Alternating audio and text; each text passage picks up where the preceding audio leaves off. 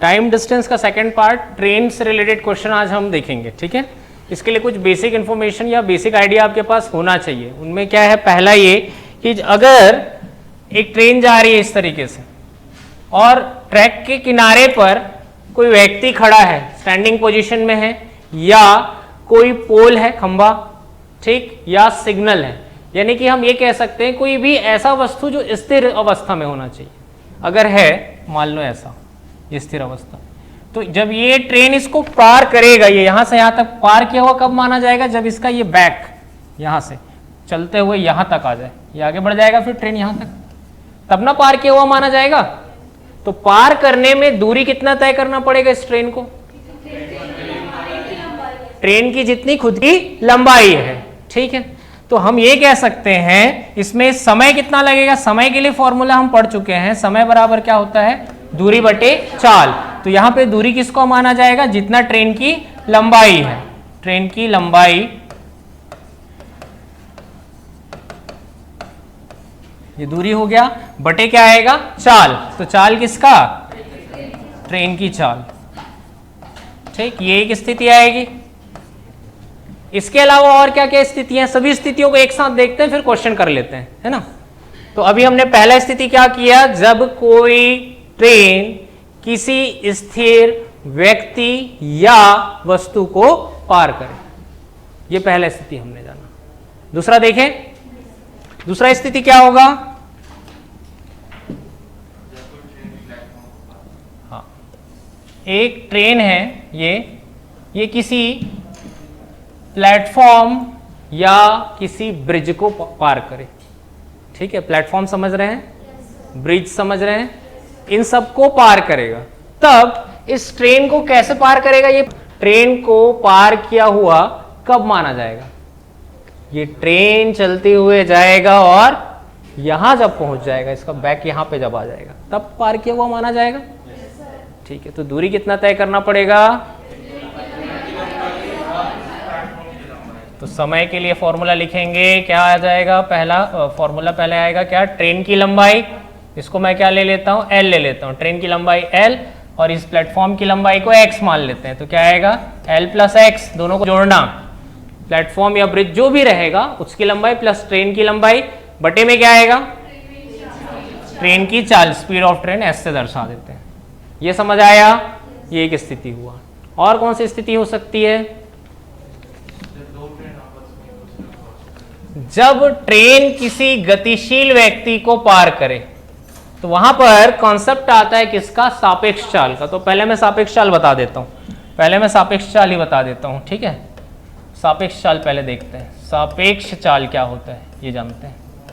क्या होता है सापेक्ष चाल, स्थितियां होती है सापेक्ष चाल में, क्या, जब दो वस्तु, दो गाड़ियां, दो ट्रेन जो भी हो, एक ही दिशा में जब जाएं इस तरीके से, ठीक, तो इनका अगर चाल क्या हो जाए, इसका x हो, इसका चाल अगर y हो, यूनिट कुछ भी हो, किलोमीटर पर आवर में ही हो या मीटर पर सेकंड में हो, अगर दोनों की दिशा एक है तो सापेक्ष चाल, रिलेटिव स्पीड जिसको कहते हैं, क्या आएगा, x माइनस वाई, ठीक। और अगर दोनों एक दूसरे के विपरीत हो, यानी कि एक इधर जा रहा है x वाला और y वाला इधर आ रहा है इधर से ऐसा, तब रिलेटिव स्पीड, सापेक्ष चाल क्या आएगा, विपरीत में क्या होता है, जुड़ जाता है, प्लस हो जाता है, ठीक। इसके अलावा एक और स्थिति बन सकती है, क्या, एक स्थिति मैं तीसरा ले रहा हूं, मान लो एक पॉइंट से निकले, एक इधर जा रहा है और एक इधर जा रहा है, दोनों सेम पॉइंट से निकलकर, कौन सी स्थिति है इन दोनों में से, विपरीत है ना एक दूसरे के, तो विपरीत वाला यानी कहां पे आ जाएगा, ये फर्स्ट की सेकेंड में आएगा, ये यहां पे रिलेटिव स्पीड क्या लगेगा, x प्लस वाई, व्यापम पूछ चुका इस पर क्वेश्चन, ठीक है, रिलेटिव स्पीड ही पूछा था डायरेक्ट उस क्वेश्चन में। तो देखते हैं रिलेटिव स्पीड से रिलेटेड आगे। अब अगर ट्रेन, ध्यान देंगे, एक ट्रेन है, ये ट्रेन क्या कर रहा है, एक गतिशील व्यक्ति को, कौन सी दिशा में गतिशील है वो व्यक्ति, इसी दिशा में जा रहा है, ट्रेन की दिशा में, यानी कि व्यक्ति की दिशा और ट्रेन की दिशा समान है, सेम है। तो इस स्थिति में ट्रेन को पार करने में लगा समय कितना लगेगा, ट्रेन की लंबाई, एल ले लेते हैं, इतना दूरी तय करना पड़ेगा, बटे आएगा, दूरी बटे होता है चाल, चाल कौन सा लगाओगे यहाँ पे, सापेक्ष चाल, रिलेटिव स्पीड। सापेक्ष चाल दोनों एक ही दिशा में है तो चाल क्या हो जाएगा, माइनस हो जाएगा। अगर इसी स्थिति को मैं बदल दूं कि ट्रेन इधर जा रहा है और व्यक्ति जो है वो इस दिशा में गति कर रहा है, ट्रेन इधर है, व्यक्ति इधर जा रहा है, तब यहाँ पे पार करने में लगा समय, समय क्या आ जाएगा, दूरी बटे चाल, तो दूरी क्या माना जाएगा, जितना ट्रेन की लंबाई है बटे क्या आएगा, सापेक्ष चाल। तो इस कंडीशन में क्या आएगा, रिलेटिव स्पीड बताओ, विपरीत में जुड़ जाता है। समझ आया ये। अब और स्थितियों के बारे में जानते हैं। जब दो ट्रेन एक दूसरे को पार करें, ऐसा भी तो हो सकता है ना कि दो ट्रेन एक दूसरे को पार करें, तो इस स्थिति में क्या आएगा, जब दो ट्रेन एक दूसरे को पार करेंगे तो दो स्थितियां बनेंगे उसमें, जब दो ट्रेन एक दूसरे को पार करेंगे, कि एक ट्रेन जब इस दिशा में जा रही है जिसकी लंबाई लेट से L1 है, और इसको एक दूसरी ट्रेन ओवरटेक करती है, पार करती है L2 जिसकी लंबाई है, दोनों एक ही दिशा में जा रही है, तो फिर इसको पार करने में लगा समय, L1 को पार करेगा कौन, L2, तो समय कितना लगेगा इसके लिए, समय के लिए क्या फॉर्मूला बनेगा, दोनों की लंबाइयों को जोड़ना पड़ेगा, ये आ जाएगा टोटल दूरी, और दूरी बटे आएगा चाल, तो चाल क्या लगाओगे, सापेक्ष चाल लगाना पड़ेगा, रिलेटिव स्पीड लगेगा यहाँ पे, तो रिलेटिव स्पीड में क्या लोगे, दोनों एक ही दिशा, इसलिए क्या होगा, माइनस हो जाएगा। समझ आया। इसके बाद अगर यही स्थिति में ऐसा हो कि जो L1 लंबाई वाली ट्रेन है वो इस दिशा में जा रही है और L2 लंबाई वाली ट्रेन इधर से आ रही है, तो पार करने में लगा समय, तब क्या आएगा बताओ, तो L1 प्लस L2 अपॉन क्या आएगा, क्या आएगा, सापेक्ष चाल, रिलेटिव स्पीड, दोनों ही क्या हो जाएगा इस स्थिति में, जुड़ जाएगा। ये समझ आया। इसके अलावा क्या स्थिति संभव है, इसके अलावा और एक स्थिति होती है जब किसी एक ट्रेन में कोई व्यक्ति बैठा हुआ है और दूसरे ट्रेन, उस ट्रेन पहली वाली ट्रेन को पार ना करके उसमें बैठे हुए व्यक्ति को पार कर रहे हैं। ठीक, ये हो सकता है स्थिति। तब ट्रेन को कितना चलना पड़ेगा, मान लो ये ट्रेन है, पहला ट्रेन फर्स्ट ट्रेन है और ये सेकंड वाला ट्रेन है, तो इस सेकंड वाले ट्रेन को अपनी लंबाई L के बराबर ही चलना पड़ेगा। ठीक है, तो पार करने में लगा समय, समय बराबर होता है दूरी बटे चाल, तो दूरी कितना आ जाएगा, L। दूसरे ट्रेन का, इस वाले ट्रेन का जिसको पार कर रहा है उसकी लंबाई से कोई लेना देना नहीं रहेगा। क्यों, क्योंकि पूरी ट्रेन को पार नहीं कर रहा है, किसको पार कर रहे हैं, ये कौन सी स्थिति बन जा रही है, एक तरीके से आप देखोगे तो ये वो स्थिति आ रही है जिसमें एक गतिशील व्यक्ति को पार कर रहा था, हालांकि अब वो किस में बैठा है, ट्रेन में, लेकिन है तो अभी भी वो गतिशील माना जाएगा। ठीक, तो अभी इस पहले वाली ट्रेन की लंबाई से कोई लेना देना नहीं है, सिर्फ जो ट्रेन उसको पार कर रही है उसी ट्रेन की लंबाई से रहेगा। ठीक, तो हमने उसकी लंबाई ले लिया L, लेकिन चाल माना जाएगा दोनों का। ठीक है, अगर दोनों एक ही दिशा में जा रहे हैं ऐसा, तो फिर क्या आएगा, रिलेटिव स्पीड लगा देना, माइनस हो जाएगा, और विपरीत दिशा रहा तो प्लस। इतनी स्थितियां संभव है। ठीक है, अब इस पे मिक्स वाली स्थितियां भी आती है। मिक्स वाला तो आप अगर ये बेसिक समझ में आ गया तो मिक्स वाला आराम से बना लोगे। इतना क्लियर है सभी को। चलो क्वेश्चन करें। 100 मीटर लंबी एक रेलगाड़ी, 100 मीटर लंबी एक रेलगाड़ी 30 किलोमीटर प्रति घंटा की गति से, 30 किलोमीटर प्रति घंटा की गति से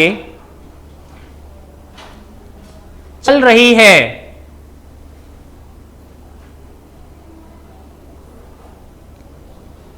रेलवे लाइन के समीप खड़े, रेलवे लाइन के समीप खड़े एक व्यक्ति को पार करने में इसे कितना समय लगेगा। रिपीट कर रहा हूं एक बार। 100 मीटर लंबी एक रेलगाड़ी 30 किलोमीटर प्रति घंटा की गति से चल रही है। रेलवे लाइन के समीप खड़े एक व्यक्ति को पार करने में इसे कितना समय लगेगा। समय पूछा है आपसे, ठीक है। कैसे बनेगा देखो, समय निकालना है हमको। समय बराबर क्या होता है, दूरी बटे चाल। दूरी कितना तय करना पड़ेगा 100 मीटर लंबी रेलगाड़ी को? खुद की लंबाई के बराबर ही दूरी तय करना पड़ेगा। कितना दूरी जाएगा? 100 मीटर में, ध्यान रखना। और बटे क्या आएगा? रेलगाड़ी की चाल, क्योंकि व्यक्ति क्या है? स्टैंडिंग पोजीशन, रेस्ट में, मतलब वो स्थिर है, स्थिर अवस्था में है। गतिशील है क्या? नहीं, वो खड़ा हुआ है, तो उसकी स्थिति स्थिर है। इसलिए सिर्फ किसका चाल माना जाएगा? ट्रेन का। बट ध्यान रखना ये किस में है? किलोमीटर पर आवर में। तो किलोमीटर पर आवर को चेंज करना है मीटर पर सेकंड में, कैसे बदलते हैं? 5/18। ये सॉल्व हो जाएगा? कितने से कटेगा? पहले तो एक जीरो काट दो। 3 से ये 6 बार में, 5 से ये 2 बार में, ये 6 का गुणा 2 से कितना आ जाएगा? 12। क्या आएगा इसका यूनिट? सेकंड। आ गया आंसर ही। 12 सेकंड में उस स्थिर व्यक्ति को पार कर जाएगी 100 मीटर लंबी ट्रेन 30 किलोमीटर प्रति घंटे की चाल से चलते हुए। समझ आया? नेक्स्ट क्वेश्चन करें। 100 मीटर लंबी एक रेलगाड़ी 36 किलोमीटर प्रति घंटा की चाल से चलकर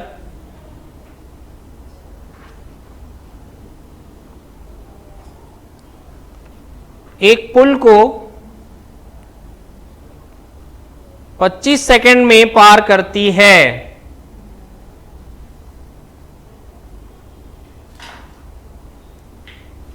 पुल की लंबाई ज्ञात कीजिए। पुल की लंबाई ज्ञात कीजिए। बता दूं मैं?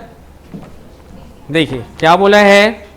100 मीटर लंबी एक रेलगाड़ी 36 किलोमीटर प्रति घंटा की चाल से चल रही है और एक पुल को 25 सेकंड में पार करती है। पुल की लंबाई ज्ञात कीजिए। ठीक, ट्रेन की लंबाई पता है कितना? 100 मीटर।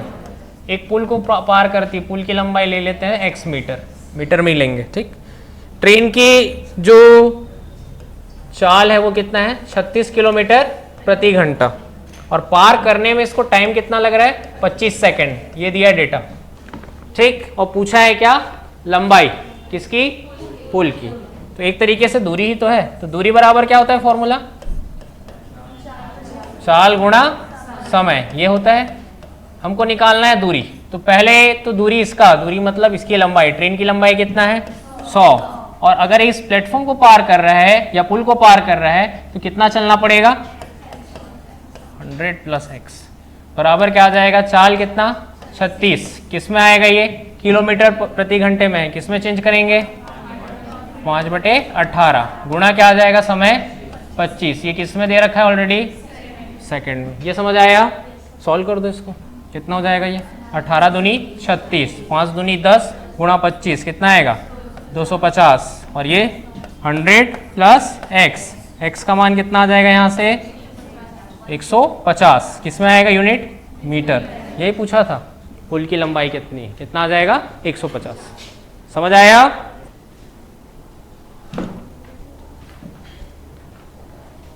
अब दूसरा तरीका बताओ इसको बनाने का। 36 किलोमीटर प्रति घंटा का मतलब क्या होता है? मीटर पर सेकंड में अगर मैं देखूं, 36 किलोमीटर प्रति घंटा मतलब 5/18 कर दूं मैं? 18 दूनी 36 कितना आया ये? 10 किस में आएगा? मीटर प्रति सेकंड में आया ये 10 मीटर पर सेकंड। यानी कि अगर पुल की लंबाई कितनी होती? 100 मीटर होती तो वो 10 सेकंड में पार करता। ठीक है, अगर ट्रेन खुद कितना है? 100 है ना, कितने की स्पीड से जा रहा है? 36 किलोमीटर प्रति घंटा, यानी कि 10 मीटर पर सेकंड। इसका यह मतलब हुआ ना कि ट्रेन 100 मीटर की दूरी को क्रॉस कर रही है कितना? 10 मीटर प्रति सेकंड की स्पीड से।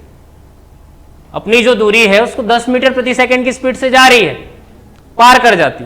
लेकिन इस पुल को पार करने में कितना टाइम लगा? 25 लग रहा है। 10 तो खुद के लिए लग गया, बचा कितना?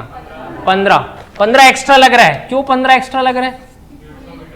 क्योंकि पुल की भी तो लंबाई है। अगर खुद की लंबाई होता तो 10 में पार कर जाता। पुल की लंबाई है इसलिए 25 लगा। कितना एक्स्ट्रा लग रहा है? 15 एक्स्ट्रा लगा। कितना है इसका? ये 10 मीटर पर सेकंड। 15 गुणा 10 कितना आया? आंसर 150। समझ आया? जिनको आया ठीक, नहीं आया उनके लिए है। ठीक, ज़्यादा ही कम तो रहता है इसमें, और क्या है, हर बार यही रहता है क्वेश्चन में, बस ऑब्जर्व करना पड़ता है आपको। समझ रहे हो क्या बोल रहा हूँ मैं? लिखिए नेक्स्ट क्वेश्चन। एक ट्रेन 50 किलोमीटर प्रति घंटा की चाल से जा रही है। एक ट्रेन 50 किलोमीटर प्रति घंटा की चाल से जा रही है। यदि उसकी लंबाई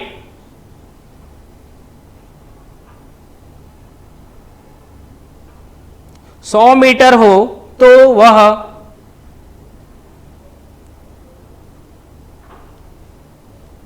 150 मीटर लंबे रेलवे सुरंग को कितने समय में पार करेगी? कैसे बनाया? अभी जो बताया उसी से, किससे? इसी से बनाया हूँ। ठीक है, इसी से है। आसान क्वेश्चन है, वैसे आसान क्वेश्चन है। 100 है और 150 है, टोटल कितना जाएगा?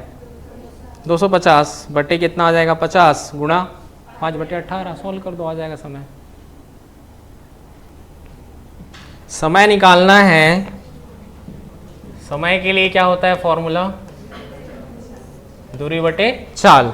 तो एक ट्रेन की लंबाई कितनी है? 100 मीटर, और जिस सुरंग को पार कर रहा है उसकी लंबाई 150। तो टोटल कितना चलना पड़ेगा? 100 + 150 कितना? 250 मीटर में आया ये। और ट्रेन की चाल कितनी है? 50 किलोमीटर प्रति घंटा। तो इसको किससे गुणा करना पड़ेगा? 5/18 से। सॉल्व हो जाएगा। ये कट जाएगा, 1 1 0, 5 5 25, 18 ऊपर चला जाएगा, कितना आएगा? 18 सेकेंड। आ जाए आंसर। ये समझ आया? लिखिए नेक्स्ट क्वेश्चन। 125 मीटर तथा 100 मीटर लंबी दो रेलगाड़ियां 125 मीटर तथा 100 मीटर लंबी दो रेलगाड़ियां विपरीत दिशाओं में क्रमशः 40 किलोमीटर प्रति घंटा तथा 50 किलोमीटर प्रति घंटा की चाल से जा रही हैं।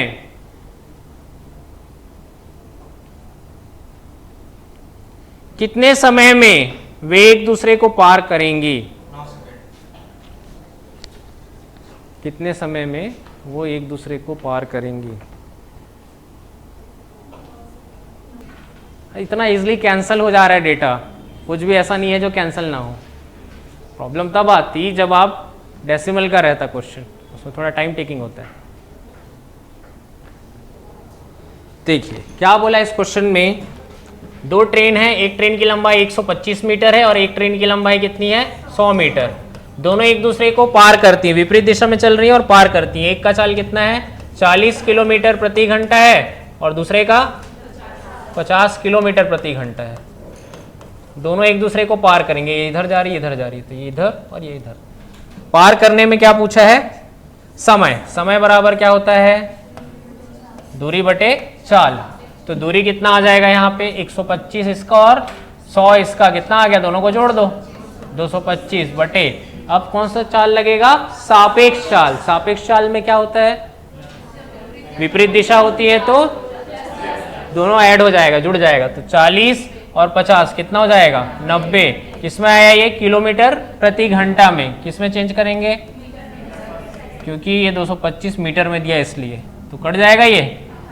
18 पंचे 90, 5 पंचे 25, 25 निया किसमें आया ये? 9 सेकेंड। आंसर समझ आया?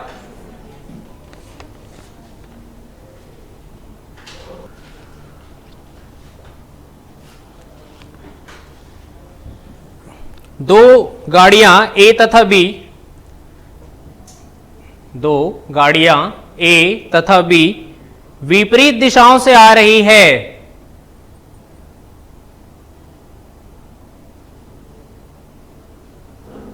यदि दोनों के बीच की दूरी, यदि दोनों के बीच की दूरी 540 किलोमीटर है तथा चाल क्रमशः 29 किलोमीटर प्रति घंटा, तथा चाल क्रमशः 29 किलोमीटर प्रति घंटा तथा 25 किलोमीटर प्रति घंटा है,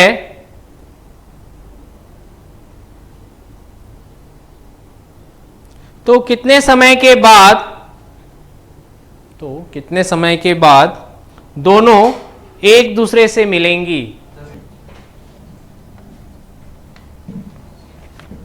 देखो कैसे बनेगा ये क्वेश्चन। दो गाड़ियां हैं ए और बी, ठीक, दोनों क्या है, विपरीत दिशा से आ रही है, इधर से जा रही है और ये इधर से आ रही है। ऐसे दोनों के बीच का दूरी है यहां से यहां तक दिया हुआ है कितना, 540 किलोमीटर। पहले वाले का चाल 29 किलोमीटर प्रति घंटा, दूसरे वाले का 25 किलोमीटर प्रति घंटा। कितने समय बाद एक दूसरे से मिलेंगे? मिलने में लगा समय, तो समय बराबर फॉर्मूला होता है दूरी बटे चाल। कौन सा चाल लगाओगे? सापेक्ष चाल। तो 540 तो दूरी हो गया, और सापेक्ष चाल के लिए दोनों चालों को क्या करना पड़ेगा, जोड़ना पड़ेगा। कितना हो जाएगा ये? 54 किलोमीटर प्रति घंटा। यहाँ यूनिट चेंज करने की जरूरत नहीं है। रीजन बताओ, ये किलोमीटर में है और ये किलोमीटर प्रति घंटे में, तो आंसर किस में आएगा? किसमें आएगा? घंटे में आएगा ना, 10 आवर्स की, किलो घंटे में, घंटे में आएगा।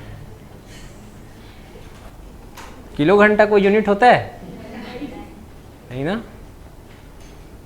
घंटे को अगर घड़ी पे रखा जाए और उसको वेट नापने की मशीन के ऊपर रख दिया जाए और ऐसा हम क्या कर दें, 1 किलो कर लें, तो 1 किलो घंटा हो सकता है क्या?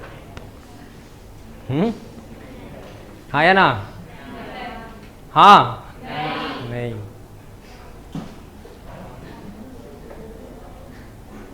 किलो शब्द संभवतः किसको बताया जाता है, सामान्यतः किसको बताता है?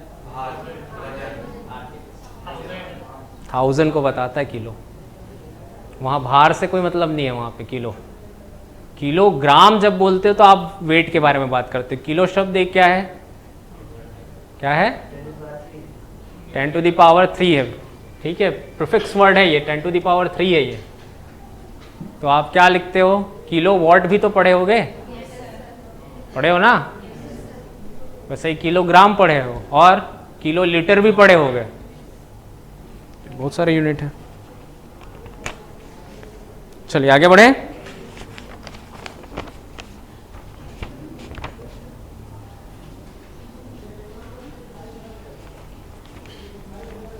चोर पुलिस खेलते हैं थोड़ा। चलो, पुलिस तो नहीं है, चोरी है बस। चलो लिखो, एक चोर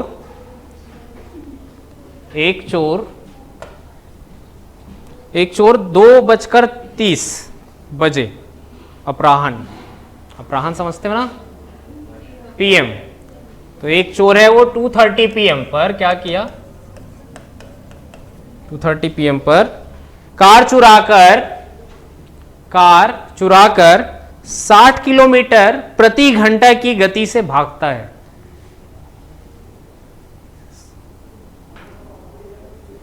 चोरी का पता 3 पीएम पर चलता है और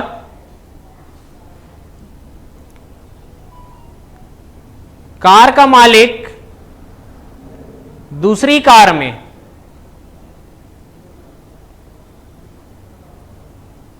75 किलोमीटर प्रति घंटा की गति से 75 किलोमीटर पर आवर की गति से चोर का पीछा करता है।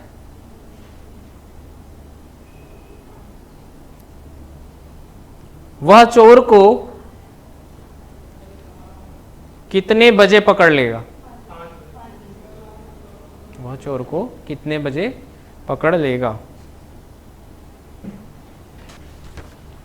बन जाएगा कि बता दूं? ठीक है, देखते हैं। देखो, एक चोर है, चोर क्या किया, चोरी करेगा। चोर का काम क्या है, चोरी करना, तो चोरी ना करेगा। तो चोर जो है वो चोरी किया, लेकिन एकदम वक्त का पाबंद चोर है, 2:30 को ही चोरी किया है।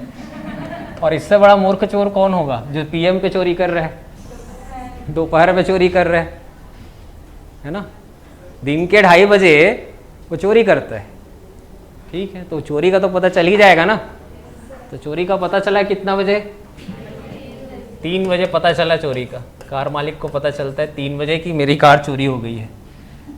फिर तो ये चोर इधर भागा, मान लेते हैं इधर भागा, तो कार मालिक किधर भागेगा, इधर भागेगा, पीछे ही भागेगा ना, ठीक है। तो 3 बजे इसको भागता है इसके पीछे ऐसा। लेकिन देखो ये दोनों का स्पीड तो दिया होगा। चोर कितने की स्पीड से गया है, 60 किलोमीटर प्रति घंटे की स्पीड से भागा है, और ये 75 किलोमीटर प्रति घंटे की स्पीड से जा रहा है। ध्यान रखना ऐसे क्वेश्चन में जो पकड़ने वाला है उसकी स्पीड हमेशा ज़्यादा होनी चाहिए जिसको पकड़ा जा रहा है, तभी पकड़ पाएगा, नहीं तो पॉसिबल नहीं है पकड़ना। क्यों, क्योंकि उसको आधे घंटे की लीड तो वैसे ही मिल गया है। 2:30 बजे निकला है, 2:30 से 3 बजे के बीच तक चोर तो गया ना, उस समय तक तो कार मालिक को पता नहीं चला था। तो उस आधे घंटे तक चोर कुछ तो दूरी गया होगा, ठीक है। तो यहां से पहले क्या करेंगे, चोर को यहां पहुंचा दो आधे घंटे में, क्या होता है, और कार मालिक यहां आ गया, ठीक। अब देखो 60 किलोमीटर प्रति घंटा क्या है, चोर की चाल है, यानी कि 1 घंटे में 60 किलोमीटर जाता है। तो आधे घंटे में कितना जाएगा, आधा हो जाएगा, जस्ट 30 जाएगा। अब ये दोनों के बीच की दूरी कितना है, 30 किलोमीटर। और समय समान हुआ कि नहीं।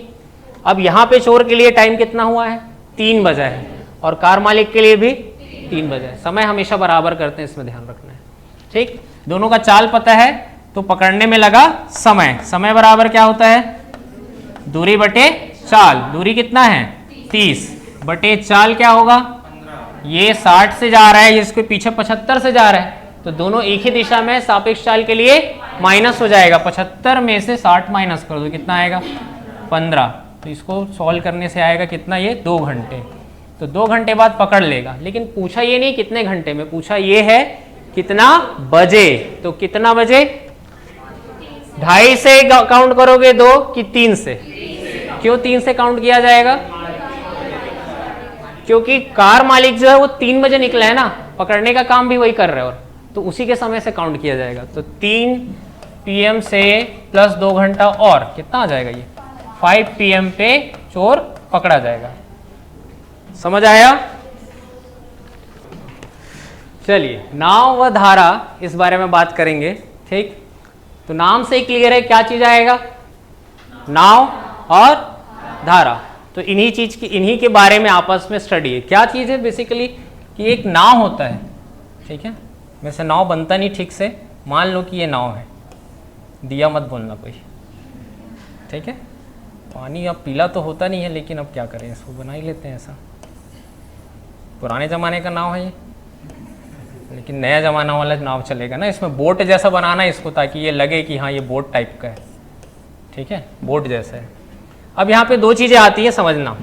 एक तो नाव की चाल, पहला स्थिति ये है कि जल जो है वो शांत है, शांत जल है। शांत जल का मतलब क्या है, स्थिर है, स्टिल वाटर बोलते हैं इंग्लिश वाले, और हिंदी में शांत जल, यानी कि पानी बह नहीं रहा है, पानी की कोई दिशा नहीं है, पानी रुका हुआ है। चल कौन रहा है अभी, नाव। तो शांत जल में नाव की चाल निकलती है, ठीक। किससे दर्शाते हैं उसको, कहीं पे आप लोग पी पढ़े होंगे, कहीं कुछ लोग बी भी पढ़े होंगे। क्या पढ़े हो, पी पढ़े हो, तो पी से ही बताऊं मैं, ठीक, चलो पी से ही बता देता हूं। पी जो है क्या हो जाएगा, शांत जल में नाव की चाल। फिर अगला आता है क्यू। क्यू क्या है, अगर जलधारा भी, यानी कि इसकी भी कोई चाल हो जाए, अब जल रुका हुआ ना हो, उसकी भी कुछ क्या आ जाए, स्पीड, कोई चाल आ जाए, तब क्या हो जाएगा, ये जलधारा की चाल या धारा की चाल। ये आ गया क्या, क्यू। और आर, आर क्या होगा,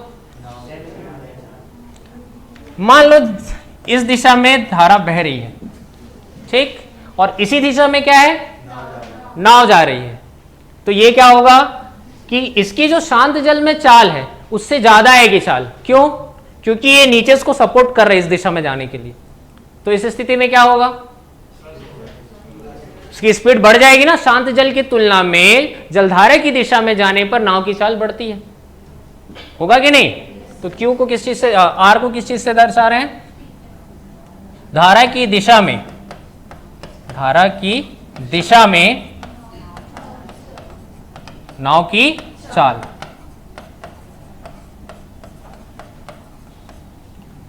और S क्या आ जाएगा, धारा की विपरीत दिशा ले लेते हैं, विपरीत दिशा में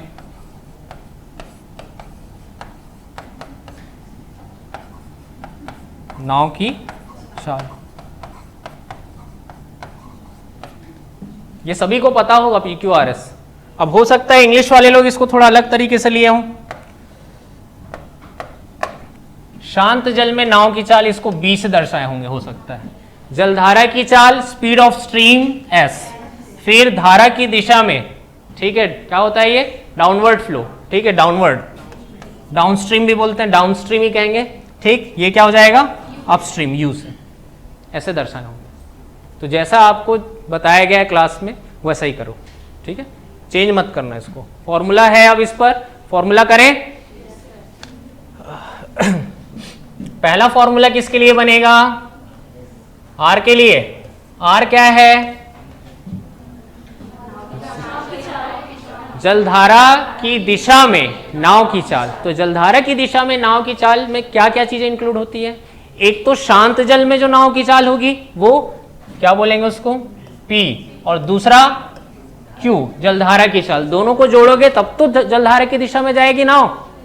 ये क्या निकला, R के लिए एक रिलेशन निकल गया, P + Q। ऐसे ही S के लिए निकाल सकते हैं। S के लिए क्या आएगा, P - Q। नाव की चाल में जलधारा की चाल को माइनस कर देंगे, ठीक, तो क्या निकल जाएगा, जलधारा के विपरीत दिशा में नाव की चाल। ये समझ आया। अब इस चीज का ध्यान रखना कि P का मान हमेशा Q से बड़ा होना चाहिए। क्यों बड़ा होना चाहिए, नाव पीछे चली जाएगी, नाव डूब जाएगी। और अगर ऐसा हुआ तो क्या होगा कि नाव का स्वयं पर कोई नियंत्रण नहीं रहेगा। फिर नाव का क्या होगा, अगर जलधारा की दिशा में जा रही है और जलधारा की चाल नाव की शांत जल वाली चाल से ज्यादा है तो अपने साथ बहा ले जाएगी, और अगर विपरीत दिशा में जा रही तो विपरीत दिशा में बहा ले जाएगी।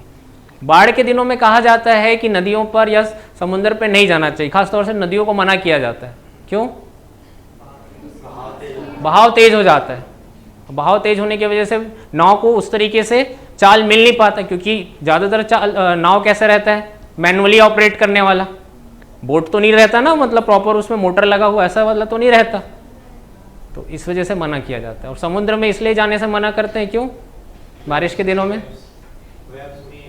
नहीं, नदियों का पानी कहाँ जाता है एट द लास्ट, समुद्र में, तो वाटर लेवल बढ़ता है वहाँ उस समय पे, इसलिए मना किया जाता है।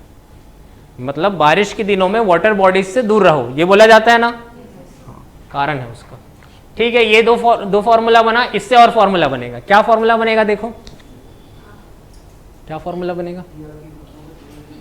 दोनों को एक बार, ये दो समीकरण बने ना, दोनों को एक बार जोड़ दो। जोड़ने से क्या आएगा, Q से Q कट जाएगा, R + S, और इधर क्या आएगा 2P। तो P के बराबर क्या लिखोगे, R + S बटे 2। समझ आया ये। तो मैं लिख रहा हूं P के लिए कंडीशन R + S बटे 2। कब आया है, जब इन दोनों को क्या किए हैं, जोड़े हैं। अगर हम माइनस करें दोनों को तो क्या आएगा, माइनस करने से ये माइनस, तो ये क्या हो जाएगा, प्लस को क्या कैंसिल हो जाएगा, P कैंसिल होगा, और Q और Q क्या हो जाएगा, 2Q। तो Q का वैल्यू क्या आ जाएगा यहां से, Q = आ जाएगा R - S बटे 2। तो ये 4 फॉर्मूले काम के हैं, इनसे पूरे क्वेश्चन बन जाएंगे। ठीक, नोट कर रहे हो क्या इसको, इस पे क्वेश्चन है, कुछ कर लेते हैं। एक नाविक को अपनी नाव, एक नाविक को अपनी नाव धारा के विपरीत दिशा में 13 किलोमीटर ले जाने में 5 घंटा लगता है,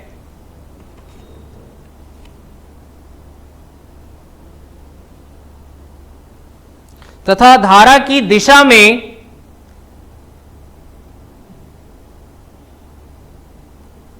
28 किलोमीटर की दूरी तय करने में भी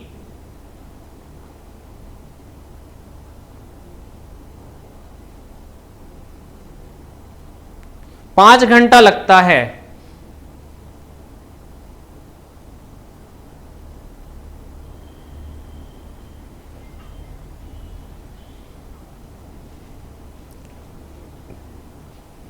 तो धारा की गति ज्ञात कीजिए।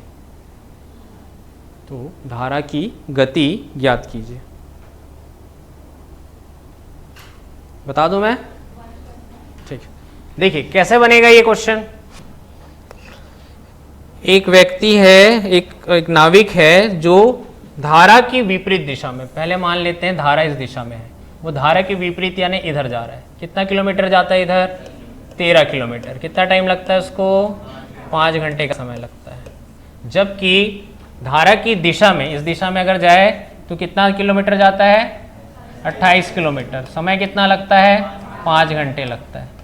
देखो वही नाविक है, वही नाव है, फिर भी दूरी अलग अलग तय हुआ है जबकि समय समान है। कारण? क्योंकि स्पीड अलग अलग होगी। धारा की दिशा में जाते वक्त उसकी स्पीड ज्यादा रहेगी, तो वो उतने ही समय में ज्यादा दूरी तय कर पा रहा है। देखो ये धारा की दिशा में जा रहा है तो 5 घंटे में कितना गया? 28। जबकि धारा की विपरीत, धारा इधर है तो जब ये विपरीत जा रहा है तो 5 घंटे में कितना जा रहा है? 13 किलोमीटर। क्योंकि नाव की चाल जो है उसको कम कर रहा है कौन? जलधारा। जलधारा उसकी चाल को कम करने का प्रयास करती है, इस वजह से वही 5 घंटे में 13 ही जा पाता है। समझ आया ये? और पूछा क्या है हमसे? पूछा क्या है? जलधारा की चाल ज्ञात कीजिए। जलधारा यानी किसका मान चाहिए हमको? Q का मान चाहिए। और Q के लिए फॉर्मूला क्या होता है? Q इक्वल्स टू होता है R माइनस एस बाई 2। तो R और S भी चाहिए। R क्या होता है?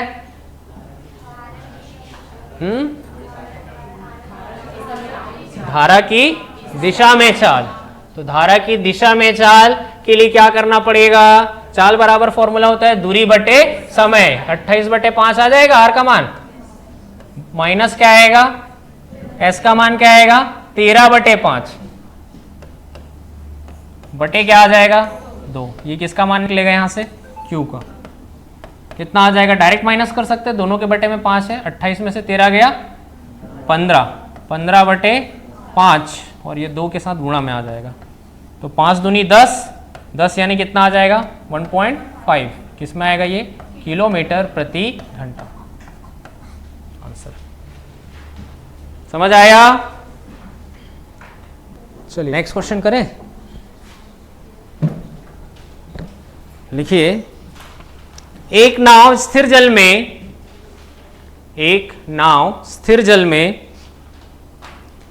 13 किलोमीटर प्रति घंटा की गति से जाती है। एक नाव स्थिर जल में 13 किलोमीटर प्रति घंटा की गति से जाती है यदि धारा की गति 4 किलोमीटर प्रति घंटा है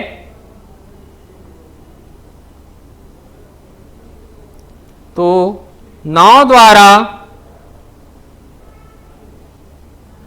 धारा की दिशा में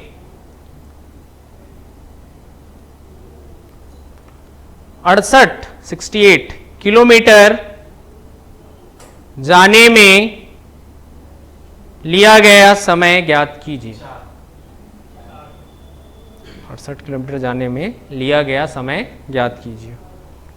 बता दूं मैं, एक नाव है जिसकी शांत जल में चाल पता है कितना? 13 किलोमीटर प्रति घंटा। और क्या दिया हुआ है, धारा की चाल कितना 4, और पूछा है कितना जाना है, धारा की दिशा में जाना है कितना 68। तो धारा की दिशा में जाने के लिए एक तो शांत जल में चाल प्लस जलधारा की चाल, ये क्या आ गया 17। किसका मान निकला ये बताओ तो, किसका मान डाउनस्ट्रीम होगा, हुआ ना। जलधारा की दिशा में, अच्छा किससे दर्शाया हो आप लोग, डी से नहीं दर्शाया हो, किससे दर्शाया हो, आर से दर्शाया हो तो आर लो। इंग्लिश वाले लोग डी से दर्शाया तो डी ले लेना। आर से है तो आर का मान कितना आया 17, ठीक। अब जाना कितना है 68, तो ये 17 से भाग कर दो, दूरी बटे चाल से क्या आ जाएगा यहाँ से, समय कितना आएगा, समय 17 चौक 68, 4 घंटे में हो जाएगा ये दूरी पूरा। समझ आया।